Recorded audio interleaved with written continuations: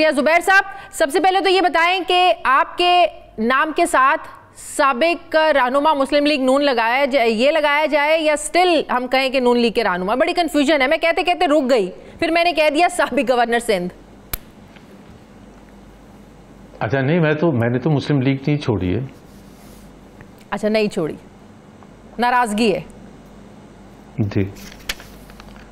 नहीं मतलब नाराजगी मेरे ज़ाहिर है पब्लिकली मैंने पॉइंट ऑफ व्यू जो दिया है अपना, उससे डिसएग्रीमेंट है पार्टी के लिए पॉलिसीज़ के साथ बहुत से लोगों का होता है, और मेरा ख्याल है इसको एक्सेप्ट भी करना चाहिए, बर्दाश्त भी करना चाहिए, क्योंकि जो भी बात होती है तो अगर मेरा इख्तिलाफ सही नहीं है तो अगर मैंने कहा कि इलेक्शन के हवाले से फरवरी 9 के इलेक्शन के हवाले से, तो जावेद लतीफ़ ने भी वही बात की है और राना सनाउल्लाह ने भी वही बात की है, और कुछ लोग हैं जो कि बिल्कुल भी डिफ़र नहीं करते हैं पार्टी पॉलिसी से, वो भी ये कहते हैं कि हाँ ठीक है, इलेक्शन सबको ही बहुत ही शदीद वो इख्तिलाफात हैं और इसका कुछ ना कुछ हल होना चाहिए।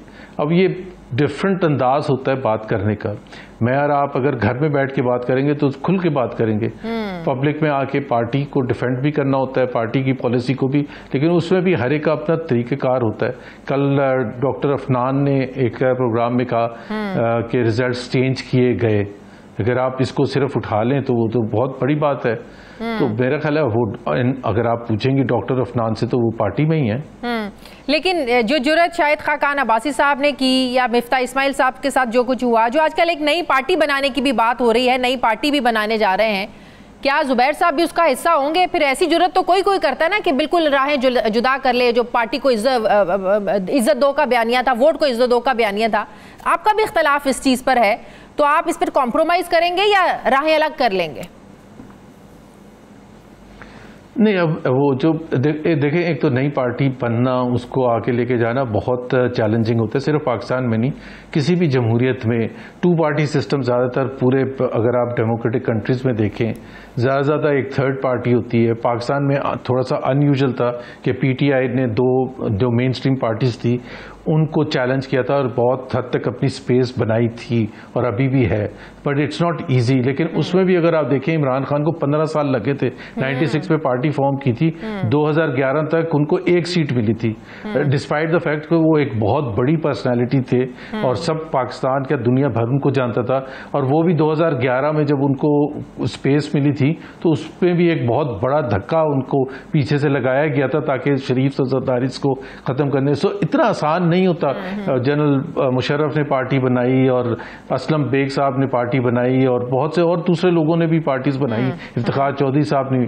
और दूसरी बात यह है कि पार्टी में सिर्फ इसलिए कि आपका प्रेजेंट पार्टी से इख्तिलाफ है तो आप दूसरी पार्टी की भी तो कोई कुछ होगा, पॉलिसी होनी चाहिए ना, कि उसकी मईशत के हवाले से क्या पॉलिसी है, पाकिस्तान को आगे लेके जाने की फॉरेन पॉलिसी क्या है, दूसरी चीज़ों पर गवर्नेंस का क्या है, और पाकिस्तान के जो इतने शदीद मसाइल हैं उसको हल करने के लिए। लेकिन अनफॉर्चुनेटली जुबैर साहब, मसला यह है कि यहाँ पर पार्टियों से जब कोई डिफर करता है और बड़ी जुर्रत के साथ डिफर करता है, जैसे शायद खाकान अब्बासी की मैंने बात की, मैंने आपकी बात की, मिफ्ता साहब की बात की, तो फिर आसान नहीं रहता पार्टी में अपनी वो जगह बनाना जो कभी आपकी हुआ करती थी, जो कभी मिफ्ता इस्माइल साहब की थी या जो शायद खाकान अब्बासी की थी। आप समझते हैं कि वो जगह आप लोग दोबारा बना सकते हैं इतने डिफरेंसेस के बाद? जी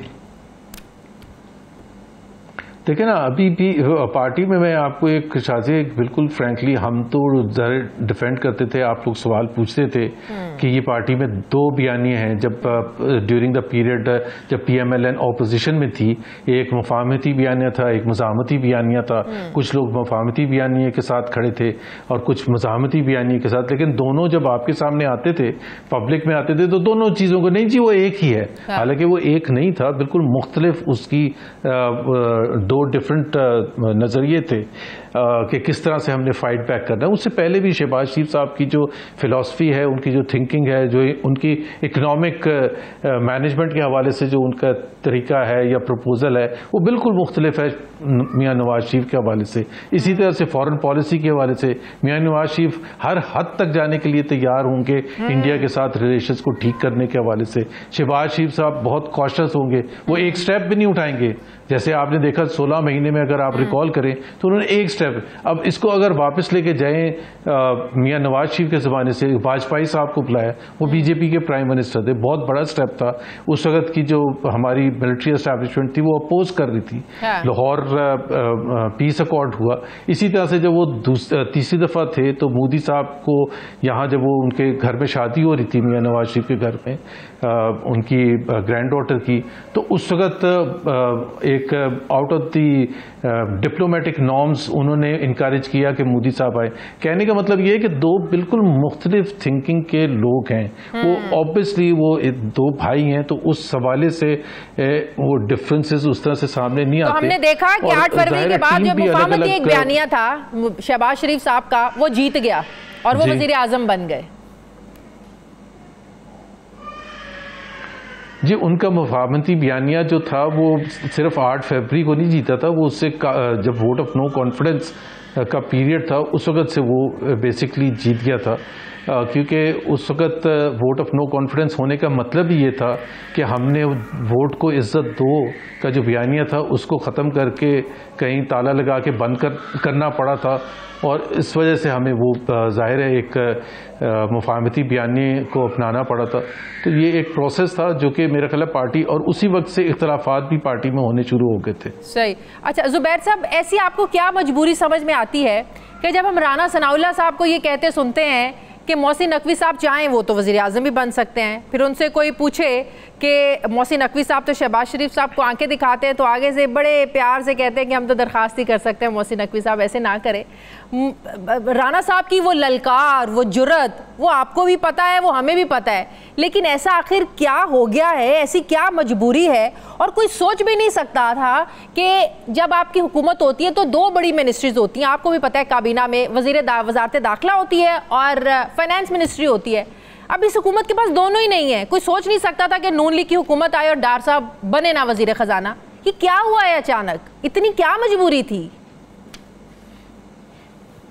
जी, ये बिल्कुल आपकी बात सही है और इसमें बहुत वजन है, और इस वजह से मुस्लिम लीग के जो चाहने वाले हैं, मुस्लिम लीग के अपने जो लोग हैं, वो इस चीज़ से काफ़ी परेशान हैं। क्योंकि देखें, ये एक इस पर कोई बात ऐसी नहीं है कि जिसमें कोई शाइनेस शो करे या शर्माने की बात हो।